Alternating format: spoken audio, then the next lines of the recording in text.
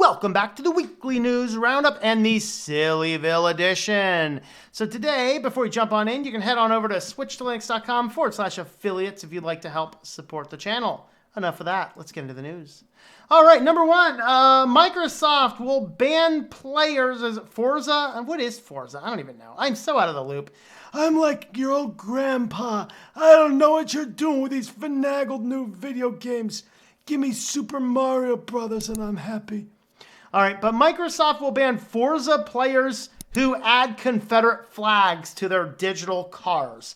Didn't I read that in Fahrenheit 451? So yeah, if you, I wonder, you know what? Okay, fine. I'm going to add a Confederate flag. I'm going to see if I can play with a mid-1940s German military flag. If I put that on the car and can race, I'm just curious to know. So apparently though, the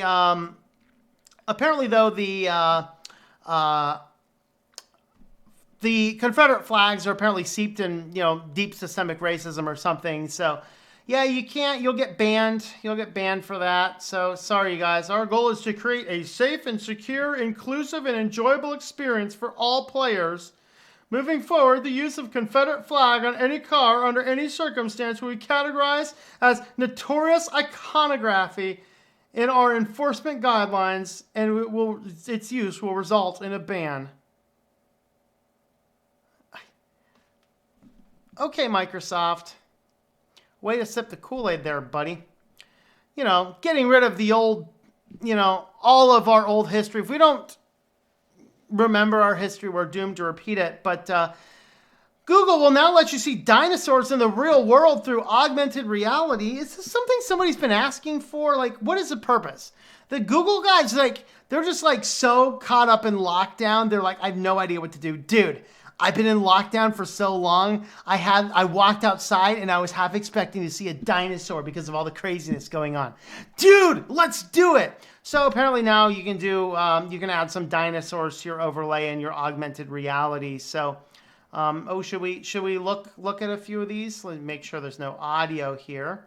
So here's Google. Oh, see a Tyrannosaurus Rex downtown. Velociraptor. Oh, there's a Triceratops.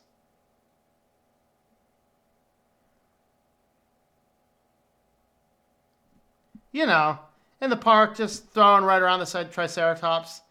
Hey, that guy Ankylosaurus wanted to play catch too, man. Are you checking his gender? What are you doing down there? My lands. So anyway, yeah, you can apparently now see dinosaurs in the real world with it. What? Let me off this rock. I'll go up to space where it's safe, but there is one problem up in space. We don't know how to poop quite yet. And so NASA's working hard on this, and they're offering $20,000 to the successful engineer who gives them their proper toilet in space. So there's some interesting requirements. So for your space dump, you have to have certain requirements. Here's the old school, you just kind of poop in the bag, not a lot different from camping. Just don't miss the hole or you'll have some, Mr. Hanky will be floating around the lunar module. You don't want that. But anyway, here's the requirements. So for you engineers out there that want to help NASA with their toilet, with their space John, it has to be able to accommodate the waist of 2 astronauts for at least 14 days. It has to work in both microgravity and lunar gravity. It can't use any more than 70 watts of power. That's actually interesting. 70 watts of power is less power than I'm using for this computer right here. It can't be smelly. It has to hold all sorts of waste, including number 1s, number 2s, vomits, liquidiness, and female stuff. Bonus points will be awarded to a design that can capture vomit without requiring the crew member to put his or her head in the toilet, because you do not need Mr. Hanky floating up there to say hi. All right. It has to accommodate both men and women. It has to flush properly. It has to be quick and easy to clean, and you don't want to be spending time hovering over a toilet with a scrub brush when you could be exploring the moon. It has to be able to flush 500 grams or about 2 cups of diarrhea in one sitting. It has to be quiet, no louder than 60 decibels, please. So it says they're already working on ways to adapt to current designs. So anyway, but you'll kind of get the idea there. So if you are an engineer and you would like to consider being the inventor of the Space John, maybe we'll call it a Bob instead of a John. We'll call it the Bob. Definitely reach out to NASA. $20,000 grand prize for the engineer who comes up with the successful one. All right, Amazon is bringing you virtual viewing parties with Prime subscribers with Watch Party because, you know, we have to be social distance, but we have to enjoy our movies with our friends. So you all stream the same movie at the same time together and sit there on a text chat to discuss it. People, this is the insanity our world is getting to, where it's becoming so insane that they're just like, yeah, we just can't possibly hang out with your friends and watch a movie anymore. But don't worry, technology's got this. Which, of course, will allow you to log anything and somebody says about the movie in real time. And there's a radical difference between sitting here and chatting with somebody and having them on the couch. There's something infectious about having a laugh over a bad movie with a friend on the couch, and it's so much more funny when somebody else is right there in your direct presence at the same time. This is insanity, but they keep on pushing this kind of stuff to justify, see, shutdowns are okay. Everyone can stay inside their house, and no one can get anywhere else. I mean, this is insane, and this is so insane. It's baffling. But anyway, if you're an Amazon Prime subscription deal, you can have Watch Party and watch the two movies at the same time and chat back and forth during it with your friends so that you guys can all enjoy the same movie at the same time, like good little members of society. I'm sorry. Insane.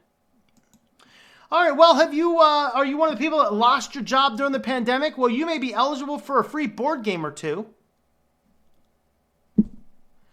We have devolved into a society of children. I mean, dinosaurs and augmented reality and watching, I don't know. Now it's board games. Well, congratulations for losing your job. Have a Milton Bradley board game. Here, have Monopoly. It was created during the Depression to help you learn how to be a capitalist pig, I guess, right? I don't know. Did you lose your job as a result of the ongoing COVID-19 pandemic? If so, the crew over at GMT Games wants to help you by sending off a free game or two. No strings attached. Company said the offer isn't much in the grand scheme of things, but they want to help and are aware of the ability to play games to help people de-stress and decompress from the pressures of the world. I can't say it's a good overall idea. I mean, really. I mean, nothing will bring the family together more like sitting down to a board game when you're not allowed to leave the house, right? Of course, now things are opening, or are they not opening? I don't know. Like, we're opening up only to become more draconian than we were, except my apologies to you guys in UK. Holy crap.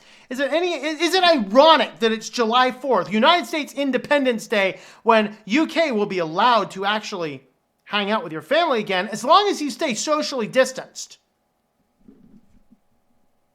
It's like people open up. I don't even want to go there. So anyway, June 2020 monthly update. The board game maker is bringing back its tough economy special. Simply put, if you lost your job due to a shutdown, related layoff, or closing since March 15th, you are eligible to receive 2 free games if you are in the U.S. or 1 freebie if you live outside the U.S. Offer applies to games that are currently in stock. Notably, the new Imperial Struggle is exempt from the promotion as the current demand is just too high to fulfill that part of the freebie offer. All right, so you can reach out to them to figure out what games they have. I'm not sure exactly which games these guys make, but I might have played some of them at some point in time. But anyway, there's a thought. What do you guys think? Are you unemployed and looking forward to that game? Of course, some of these are so expensive. You might get your 2 free games and sell them on eBay for a profit. I don't know. Let me know your thoughts about that. Thanks for the supporters that help keep this channel going, and I hope to see you in the next video.